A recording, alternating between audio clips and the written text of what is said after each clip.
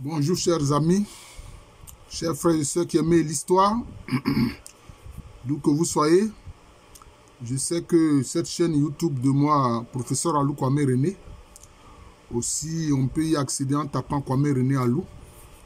Je sais que j'ai maintenant beaucoup d'auditeurs qui sont presque de tous les continents et je m'en réjouis.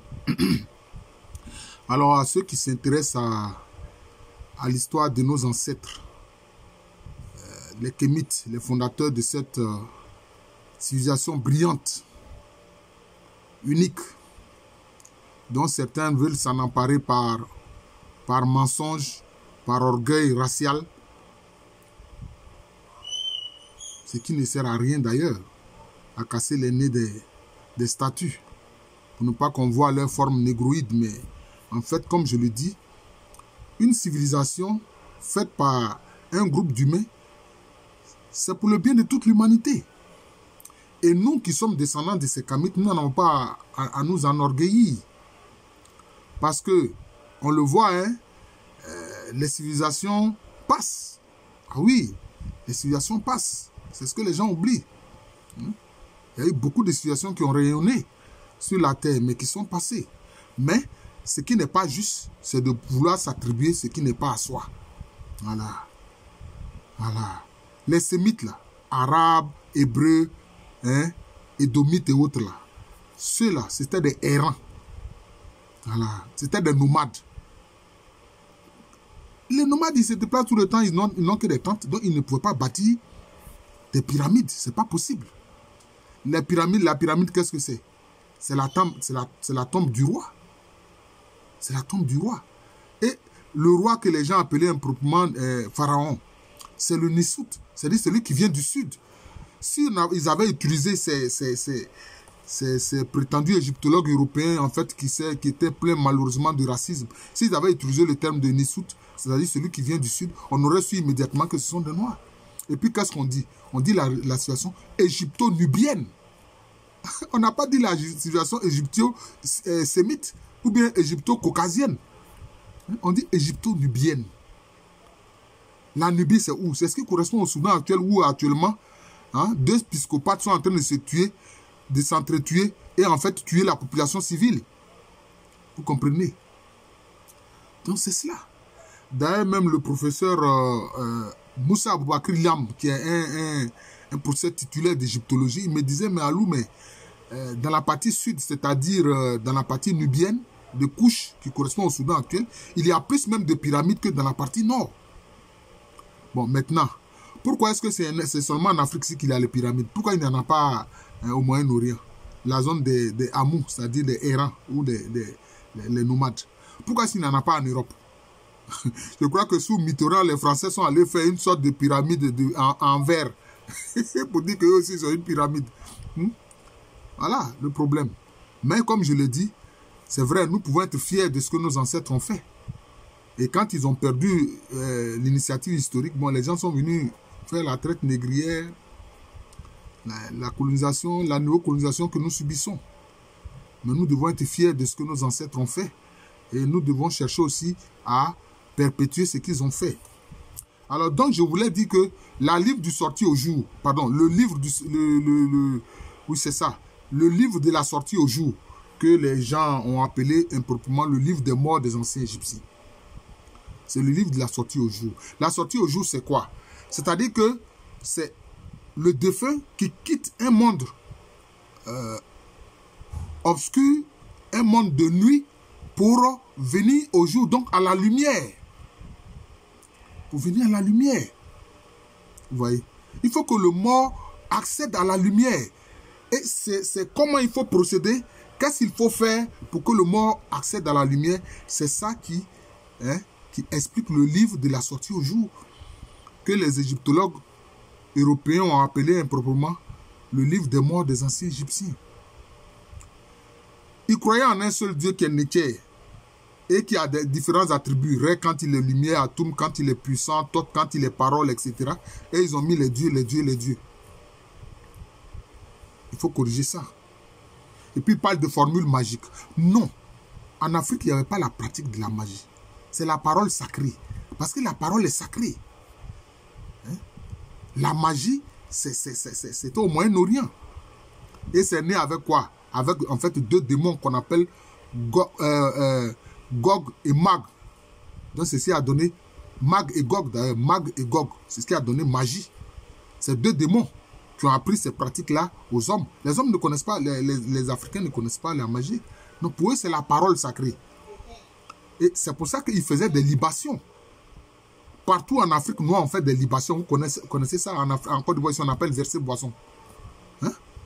Mais c'est ce que même les Hébreux ont pris, parce que les Hébreux sont partis de l'Afrique. Il faut qu'on se dise la vérité. Il faut qu'on se dise la vérité. Hein? Voilà.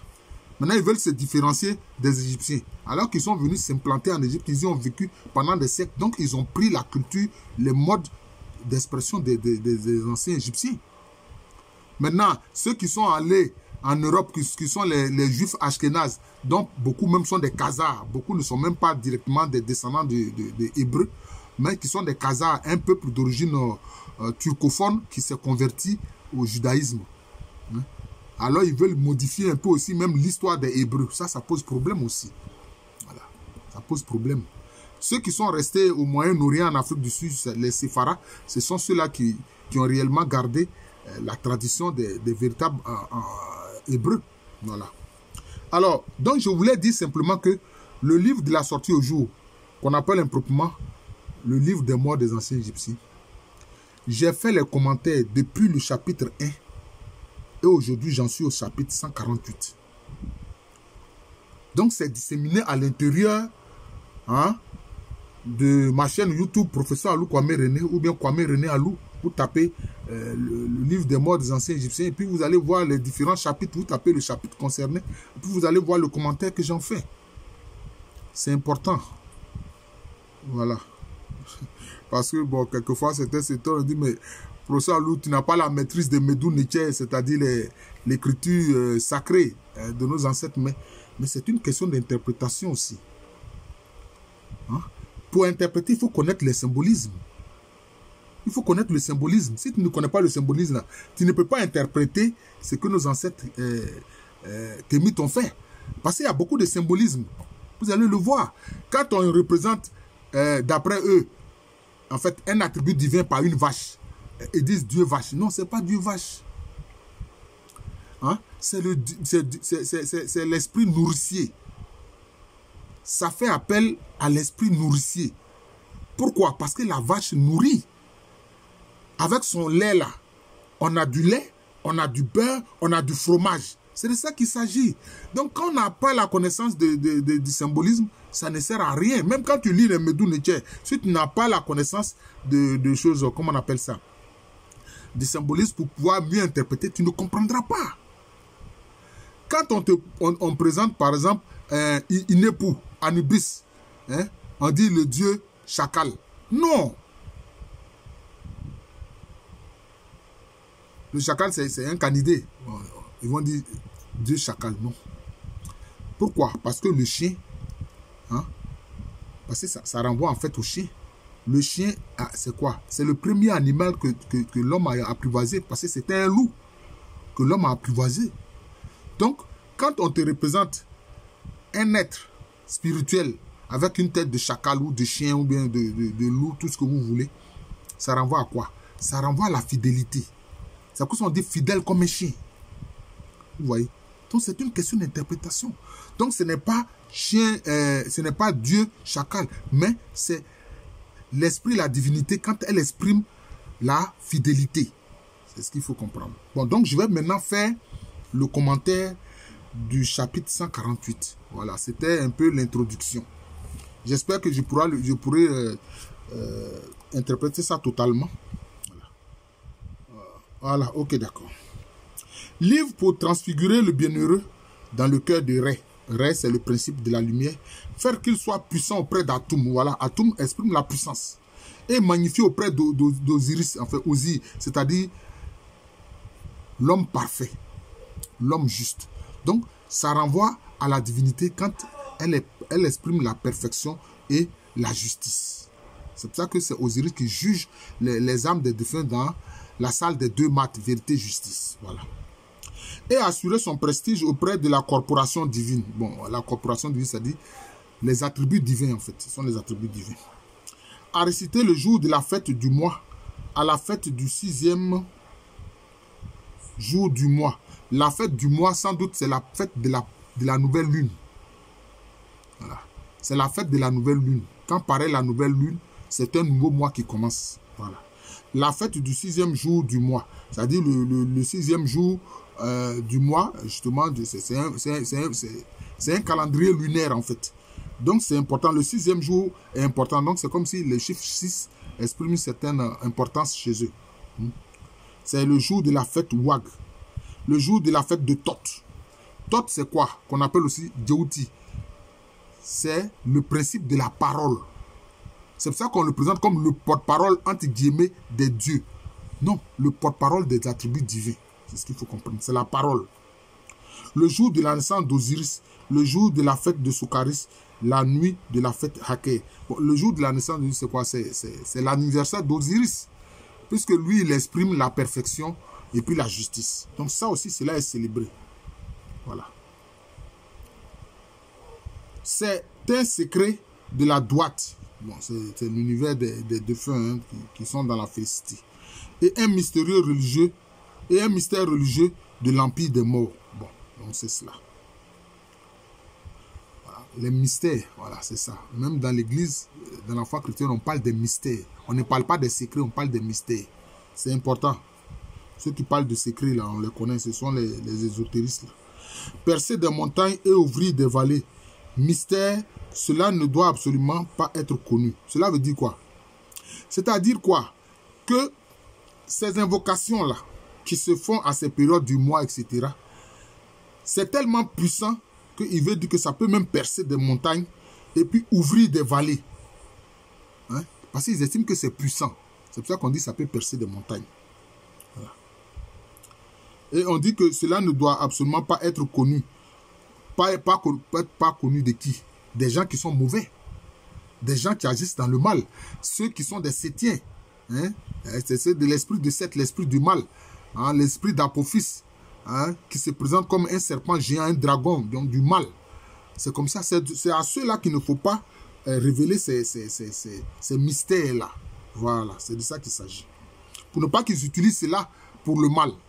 Voilà, c'est ça. C'est entretenir le cœur du bienheureux, étendre sa marche, lui donner le mouvement, enlever les bandages de sa face, ouvrir son visage en même temps que le grand Dieu. Bon, cela veut dire quoi? Le cœur du bienheureux. Hein? Le cœur, c'est le siège des sentiments. Vous voyez? C'est pour ça que même le Christ a dit que c'est du cœur que viennent toutes les mauvaises pensées. Voilà. C'est-à-dire que c'est la partie intérieure. C'est l'homme intérieur. Voilà. Il y a l'homme extérieur et puis il y a l'homme intérieur. Ce qui vient d'au-dedans de toi. Hein? Ce qui t'est intime. Voilà. Et ce cœur-là, quand il est tourné vers le bien, c'est un cœur bienheureux. Hein? Pour que l'Osiris et le défunt soit un cœur bienheureux, pour qu'il puisse se déplacer comme il veut, étendre sa marche, pour qu'il puisse se déplacer, lui donner le mouvement. Mais on a vu dans une lettre de l'apôtre Paul, il dit quoi? Que Dieu donne la vie, le mouvement et l'être. La vie, le mouvement et l'être. C'est-à-dire que tu es libre, tu te déplaces comme tu veux. Mais quand tu es dans les ténèbres, tu ne peux pas te déplacer comme tu veux. Vous comprenez? Donc c'est de ça qu'il s'agit. Donc c'est comme si alors le défunt est libre. Il est libre de ses mouvements. On dit quoi? On lui enlève les bandages de sa face, ouvrir son visage en même temps que le grand Dieu. Le grand Dieu, c'est qui? C'est Néké, qui est en fait le nom de la divinité unique. Hein? D'ailleurs, chez les Akans, on le voit. Hein? Les Akans disent Nyamian Pri. Ça dit Dieu grand. Nyamian, Dieu, Pri, grand. Vous voyez? Donc c'est de ça qu'il s'agit. Pour qu'ils puissent voir Néké. Mais quand on vous parle ici du bandage de sa face, c'est parce que c'est quoi? C'est parce qu'il a été momifié. Voilà. Quand on est momifié, on met le bandage. Et quand la momification a été bien faite maintenant, on enlève le bandage qui est au niveau de la tête. Voilà, on enlève le bandage qui est au niveau de la tête pour qu'ils puissent voir. Voilà, c'est cela. Lys, en faisant, bon, c'est la fleur lys, hein, qui est une fleur qui a une grande spiritualité, qui pousse même dans des zones, bon, pas toujours favorables. Le lys, c'est une belle fleur. Voilà. Je crois qu'il y en avait qui poussaient le long de certaines parties du Nil. Voilà. En faisant en sorte qu'aucun homme ne le voie en dehors de ton vrai ami intime et du prêtre lecteur qui est avec toi, en faisant en sorte qu'aucun autre visage ne le voie, ni un serviteur venu du dehors. Bon, c'est pourquoi? C'est pour ne pas que des ennemis puissent l'atteindre. Voilà. Il faut qu'il puisse demeurer dans cette phase où il est libre de ce mouvement pour que les forces des ténèbres ne l'atteignent. Voilà. C'est cela. Surtout pas quand c'est des gens qui viennent du dehors dont on ne connaît pas les pensées. Le bienheureux pour qui c'est récité, son âme pourra sortir avec les vivants. Elle sortira au jour. Voilà, c'est pour ça que ce livre, on appelle ça le livre de la sortie au jour. C'est-à-dire la sortie à la lumière, pour aller vers la lumière. C'est-à-dire entrer dans la lumière. C'est de ça qu'il s'agit. Elle sera puissante parmi les dieux, bon, parmi les attributs divins, qui ne le repousseront pas, mais, bon, il dit encore ces dieux, mais ces attributs divins vont l'entourer et le reconnaître comme un des leurs. Cela veut dire quoi? Cela veut dire que le défunt est divinisé. Mais c'est une divinisation par délégation. Ce n'est pas qu'en lui-même il est Dieu, non. Mais comme les attributs divins l'environnent, donc lui donnent leur énergie, leur force, leurs attributs, c'est comme s'il devient l'un de leurs. Mais c'est ce qu'on voit dans le christianisme. Hein? Quand Paul dit ce n'est plus moi qui vis, c'est Christ qui vit en moi. Parce que c'est pour ça que quand on dit chrétien, ça veut dire petit Christ. Je ne fais pas du prosélytisme, non. Ça veut dire petit Christ, ça veut dire tu deviens semblable au grand Christ. C'est de ça qu'il s'agit ici. Voilà, voilà. C'est la question de l'identification. Voilà, c'est ce qu'on voit ici. Donc, le défunt est identifié maintenant aux attributs divins. Donc, il devient l'un des leurs. Voilà. Voilà. Elle te fait connaître ce qui lui est arrivé en pleine lumière. Voilà, donc c'est ça, rendre dans la lumière. Ce livre est en quelque chose de très véritablement secret. Ne pas permettre aux gens de conditions inférieures de le connaître. Bon, quand on dit conditions inférieures, d'autres vont faire l'erreur de penser que c'est au niveau social. Hein? C'est une condition de quelqu'un qui, au plan social, est inférieur, est pauvre. Non, ce n'est pas ça. Quelqu'un qui est inférieur ici, là, dont on parle, condition inférieure, là, ce sont ceux dont l'esprit est mauvais. Voilà. Ceux qui sont négatifs. Voilà. Ceux dont le cœur est rempli de haine, de méchanceté. Ce sont les méchants ici. C'est ceux-là qui sont de conditions inférieures. Voilà. C'est de ça qu'il s'agit. Voilà. Et on dit quoi? De le connaître en quelque lieu que tu sois et ne pas le permettre aux bavards, ni à quiconque en dehors de toi et de ton vrai ami intime. Les bavards, c'est qui? Ce sont ceux donc qui n'ont pas la capacité de garder les mystères. Ceux qui n'ont pas la capacité de garder les mystères.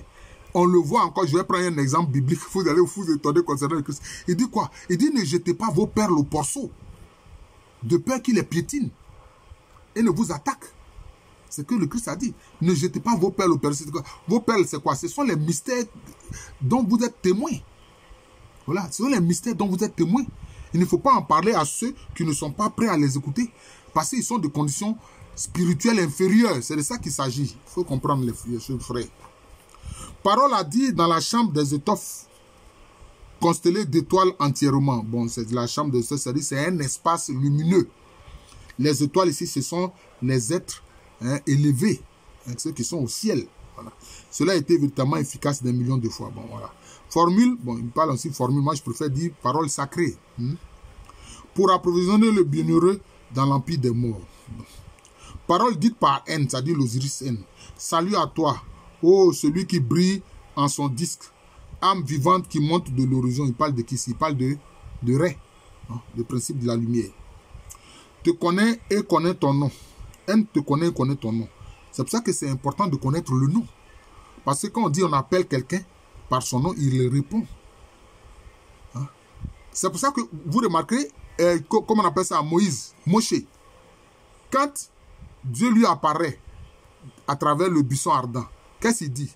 Il dit, mais quel est ton nom? Tu m'envoies vers les Hébreux, là, quel est ton nom? Qu'est-ce que je vais leur dire? Il dit, va leur dire que je suis. Voilà, c'est je suis qui t'envoie. Voilà, je suis. C'est-à-dire l'être qui est permanent.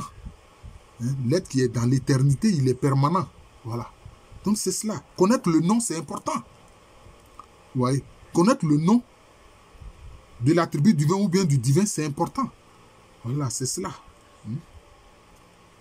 Bon, on dit, et connaît le nom des 7 vaches et de leurs taureaux. Et là aussi, ils vont dire, Dieu vache.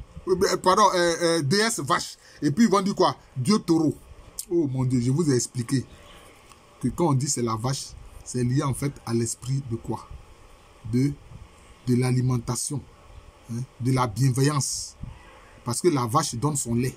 Avec son lait là, on a du lait pour se nourrir. On peut faire du beurre, on peut faire du fromage. C'est de ça qu'il s'agit. Et quand on dit 7 ici, c'est un chiffre symbolique. Voilà. Ce sont des attributs divins. Hein, pour pouvoir nourrir, hein, le défunt. Voilà. Et le taureau, lui, il est quoi? Il représente la force. C'est le principe de la force. C'est pour ça que vous regardez la lettre A que vous voyez là. La lettre A de l'alphabet ordinaire des Européens là. Hein, qu'ils ont pris auprès des Grecs. Les Grecs ayant pris le leur auprès des Phéniciens. Et les Phéniciens ayant pris le leur auprès des Kémites, des anciens de l'Égypte. La première lettre A, en fait, c'est une tête de taureau. Mais seulement, ça a été inversé. Voilà. Mais quand c'est la forme de V, vous voyez bien que c'est une tête de taureau. Ça représente la force. Voilà. Vous qui donnez bière, pain, bière, ce qui est profitable aux âmes, qui fournissez les portions journalières, donnez pain et bière, fournissez des provisions pour moi, pour N, qu'ils vous accompagnent, qu'ils viennent à l'existence sous vos coupes. C'est-à-dire quoi? Le défunt là, il doit être nourri, tout comme il se nourrissait sur terre. Voilà. Mais vous allez me dire, mais même si on apporte des aliments, c'est-à-dire la bière, le pain, etc., etc., comment il est nourri? C'est très simple, frère. Tout ce que vous voyez là, tout ce que vous voyez là, en fait, c'est de l'énergie. C'est de l'énergie. Et c'est issu de quoi? De la parole créatrice de Dieu, non ici de Nietzsche. Donc, la bière physique là, a son pendant dans l'invisible. La bière que tu vois au plan physique là, ça a son pendant dans l'invisible. Le pain physique que tu vois là, ça a son pendant dans l'invisible. Est-ce que vous comprenez? C'est pour ça que les chrétiens, ils croient effectivement que quand ils mangent le pain consacré, que c'est le corps du Christ qu'ils mangent. Quand ils boivent le vin consacré, c'est le sang du Christ qu'ils boivent. C'est pour nourrir quoi? C'est pour nourrir leur âme. Bien sûr que ça nourrit le corps, mais c'est pour nourrir leur âme. C'est de ça qu'il s'agit. C'est ce qu'on voit ici, là, dans le livre de nos ancêtres, le livre de la sortie au jour. Voilà, c'est de ça qu'il s'agit. Vache, château des cas, vache, etc. Je vais vous expliquer ce que c'est. C'est l'esprit de l'alimentation. Voilà. C'est l'esprit de l'alimentation qui donne l'alimentation, le lait, etc. C'est ça qu'on voit à travers vache ici. Vache, château des cas. Car les cas, c'est quoi? C'est l'esprit éternel. Maîtresse de lumière, de l'univers, vous voyez. Donc, c'est le principe de l'alimentation perpétuelle. Vous voyez, c'est le principe de l'alimentation perpétuelle. Hein, si on dit maîtresse de l'univers, c'est-à-dire que toutes les créatures sont nourries. C'est pour ça qu'on dit maîtresse de l'univers. Toutes les créatures sont nourries. Voilà, c'est comme ça. Hein? C'est le créateur seul qui n'a pas besoin d'être nourri. C'est pour ça que j'aime bien cet attribut divin que donnent les musulmans. Ils appellent Allah Ayou Kayoum. C'est-à-dire Ayou, c'est le subsistant. Hein? Non. Ayou Kayoum, oui, c'est ça. Ayou, c'est le vivant.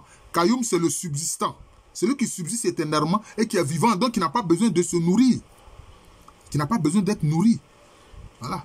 C'est ça. D'ailleurs, certains considèrent que c'est le plus grand nom d'Allah. Bon, donc c'est cela. Donc c'est ça. Et c'est la même chose. Vache guérette, celle qui se tient en avant de sa place. Vache la Kamite. Vous voyez, on la renvoie à la Kamite, c'est-à-dire une femme qui est du peuple des Kamites. Bon, vous voyez, donc c'est ça. Celle qui emmaillote le Dieu. Vache, grand est son amour, la rousse. Donc vous voyez que c'est pour ça qu'il dit que c'est l'esprit de la bienveillance. Mais la rousse ici, La vache, la rousse, ça renvoie à quoi? Vous savez que c'est ce que les Hébreux ont adopté. Quand ils faisaient certains rites adressés à leur Dieu Yahvé, qu'est-ce qu'ils font? C'est une vache rousse qui est sacrifiée. Et la vache rousse, là qu'est-ce qu'on fait? On la met sur... Bon, il y a du feu qui la brûle jusqu'à ce que ça devienne cendre. Ça devient cendre. C'est-à-dire la vache rousse, là, elle devient cendre. Et puis maintenant, la cendre, là, on mêle ça à de l'eau. Hein, et puis maintenant, c'est ça qu'on prend pour asperger le peuple, pour bénir le peuple. Vous voyez que ça, les Hébreux ont pris ça avec les anciens Égyptiens. La vache rousse. Vache, grain son amour, la rousse. Voilà. Vache possesseur de vie, hein, la colorée. Vache, celle dont le nom fait autorité en sa catégorie. Bon, vous voyez. Vache, nuée du ciel, celle qui porte le Dieu. Nout, c'est comme Nout. Hein, voilà. Nout, c'est le ciel. Hein, c'est le principe divin du ciel. Hein, celle qui porte le Dieu. Bon. Il porte le principe divin. Voilà. Donc, vache ici, il ne faut pas prendre ça à la lettre pour dire que non, c'est Dieu vache. Non, c'est pas ça. Oh, j'en suis à 26 minutes, les frères. Ouh là là. Alors qu'il y a beaucoup de choses encore à dire. Je ne pourrai pas finir. Alors, j'ai peur le chapitre 148. Oh, mon Dieu. Taureau, le mal des vaches. Bon, c'est-à-dire, c'est la force. Donner pain, bière, offrande alimentaire, provision au bienheureux, parfait qui est dans l'amour, dans l'empire de Dieu. Donc, il faut qu'il reste nourri. Il faut qu'il soit toujours nourri. Au bon pouvoir, bon gouvernail du ciel du nord. Au circulaire, celui qui conduit le double pays. Beau gouvernail du ciel occidental. Là, on parle ici de Ré. Hein, la course de Ré. Voilà. Ô lumineux, celui qui résiste dans le château des idoles. Les idoles, en fait, ici, il faut entendre, ce n'est pas les idoles. En fait, ce sont les statues. Les statues et statuettes sacralisées. Ils appellent ça des idoles. Bon. Beau gouvernail du ciel oriental. Ô prééminent, celui qui réside dans le château des rouges, beau gouvernail et du ciel méridional. Le château des rouges, c'est quoi? C'est lié au sang, au sacrifice. Donc, c'est lié au martyr, en fait. Voilà, c'est ça le château des rouges. Martyr, pourquoi? Pour ce qui est juste, pour l'amour de ceux qui sont morts pour les bonnes causes qui ont été tués injustement. Voilà. Donner pain, bière, offrande alimentaire qui est profitable aux bienheureux, etc. Bon, ça, c'est... Au Père des dieux, aux mères des dieux. Là, ici, ça fait référence à quoi? Ça fait référence à quoi? Hein? Au principe du masculin et du féminin qui donne la vie. Le principe du masculin et du féminin qui donne la vie. Tout comme on le voit ici avec, taureau et puis vache. Père, mère. C'est ça. Aujourd'hui, d'autres veulent nous emmener à faire des trucs totalement impensables. que même les animaux, auxquels les animaux même n'adhèrent pas. Et il dit ils sont civilisés. Qu'est-ce que vous voulez? Voilà. Donc, il dit quoi? De tout mauvais obstacle. C'est-à-dire que Ô Père des dieux, ô Mère des dieux, moi j'ai expliqué, vous qui êtes sur terre, vous qui êtes dans l'empire des morts, sauvez N, c'est-à-dire sauvez l'Osiris N, de tout mauvais obstacle, de tout mauvais dommage, de cet oiseleur au couteau douloureux, de toutes ces choses mauvaises et viles qui pourraient dire de me faire les hommes, les dieux, les bienheureux et les morts. Dans ce jour, dans cette nuit, dans ce mois, dans ce mi-mois, dans cette année, dans ce qui lui appartient. Ça veut dire quoi? On demande à ce que l'Osiris N soit protégé de tout ce qui est mauvais, hein, de ces êtres qui sont mauvais, qu'ils soient des humains ou qu'ils soient des esprits. Parole dite par l'homme, quand reste se montre sur ces dieux tracés, bon, toujours les attributs divins en rouge sur une tablette. C'est quoi? Le rouge, ça renvoie au sang. Tracé en rouge, ça renvoie au sang. Ça renvoie. Vous avez remarqué que dans les textes des Égyptiens antiques, on parle du rouge et puis du blanc. Ce sont les deux courants de vie en l'homme. Le rouge, c'est le sang, le blanc, c'est les larmes, la morve, la salive, le lait maternel, le sperme de l'homme masculin, etc. Donc, c'est ça. Voilà. L'invocation des œuvrants, cela permet d'être glorieux auprès de Ré. Cela revient à approvisionner le bienheureux dans l'empire des morts. Cela sauve l'homme de toutes choses mauvaises parce qu'il est nourri, il est approvisionné. Ne récite pas pour n'importe qui en dehors de toi-même, car ce livre est le livre de Néphè, c'est-à-dire celui qui garde les mystères. Néphè, celui qui garde les mystères. Celui pour qui est récité Ré sera son gouvernail, sa protection. Aucun de ses ennemis ne peut alors le reconnaître dans l'empire des morts, du ciel, sur terre, et en quelque lieu qu'il aille. Cela revient à approvisionner le bienheureux en vérité. C'est véritablement efficace. C'est-à-dire que là, il reçoit la protection de Ré, le principe de la lumière. Voilà. Mais celui qui connaît cette formule sera, enfin, cette parole sacrée, revient pour lui à être proclamé juste sur terre dans l'empire des morts et peut être de ce que font les vivants. Et c'est une grande protection du Dieu. Bon, cela veut dire quoi? Donc, il est déclaré juste. Voilà, donc il est déclaré juste. Donc, quoi, il a la protection de la divinité. Voilà, il dit cette formule fut trouvée à Hermopolis, c'est-à-dire la ville de Djéouti, de Thoth, sur un bloc de Karsis en Haute-Égypte, peint en lapis lazuli véritable sous les pieds de la majesté de ce Dieu, au temps de la majesté du roi de Haute et Bas. Ils ont mis quoi? Mysterinus, non. C'est-à-dire qu'ils ont essayé de helléniser le nom. Hein. C'est Mikerous peut-être, mais pas Mikerinus ou même Mikerinou. Mikerinou, voilà, c'est Mikerinou. Hein, par le prince Djedeflor. Il le trouva quand il vint inspecter les temples, comme il avait eu les difficultés en cela. Il le demanda en dédommagement et le rapporta comme une merveille au roi quand il vit que c'était quelque chose de très secret, ni vu ni aperçu. C'est-à-dire que ces paroles secrètes-là ont été découvertes en Haute et Basse Égypte, dans ce temple-là, hein, trouvé à Hermopolis. Voilà. Quand on lit cette formule étant pure et sans tache, sans avoir mangé les petits détails et de poissons, c'est-à-dire que ceux qui doivent réciter là, ils doivent jeûner, en fait. Ils doivent jeûner. Fait alors un scarabée en néphrite, sorti orné d'or à mettre. Bon, le scarabée était comme un pendentif qui avait certains pouvoirs que les gens portaient. Hein, c'était orné d'or ou orné de perles précieuses, etc. Mais c'est fait, hein, c'est conçu, c'est pas le scarabée naturel, hein, non. Au cœur de l'homme, et on accomplit sur lui le rite de l'ouverture de la bouche après l'avoir oint de myrrhe. Le rite de l'ouverture de la bouche, c'est quoi? C'est faire un rite pour que le mort puisse parler. Parce que si tu ne peux pas parler, tu ne peux pas te défendre. Donc le principe de la parole est très important. Il faut que le mort puisse parler. C'est ça qui renvoie au rite de l'ouverture de la bouche. Voilà. Et puis il est oint de myrrhe. C'est-à-dire quoi? La myrrhe, c'est un encens qu'on prend pour oindre le corps. Pour que le corps ne sente pas mauvais. Voilà. Après la mort, pour que le corps ne sente pas mauvais. Ben, je vous remercie. On a vu même Jésus, enfant, c'est Balthazar, l'un des rois mages, qui lui envoie la myrrhe. Et on dit bien que c'était pour son corps, symboliquement. Alors ici, le professeur Alou Kwame René, professeur titulaire d'histoire à l'université Félix Houphouët-Boigny, une université qui est à Abidjan, c'est à Cocody. C'est en Côte d'Ivoire, un pays situé en Afrique de l'Ouest. Alors les frères Kémit, regardez ces vidéos-là. Même si je ne suis pas de la religion que vous voulez pratiquer, mais regardez, je l'explique et je pense que ce n'est pas mauvais. Voilà. Je vous souhaite une très bonne journée.